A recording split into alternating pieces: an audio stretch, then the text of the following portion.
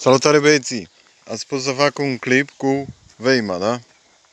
Uite aici am făcut rodajul, tot. Și acum ne-am pus la căra de fân. Asta e una din remorci. Aici avem o claie făcută de fân. Nu știu cât de bine se vede că bate soarele. Așa, aici sunt vreo 10-13 căruțe de astea.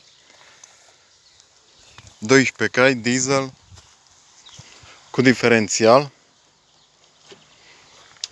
Vezi? Pornire electronică, cutie de viteză, 2 pe mare, 2 pe mic și una mașaler, atât la mare cât și la mic. Remorca are 1,85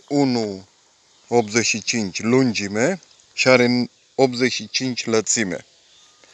Eu zic că e destulă, după el nici să nu-l forțăm prea mult. În rest, foarte mulțumit. Bravo, Veima! Din partea mea, felicitări! Cui place, poate să apreciază. Salutare, băieții!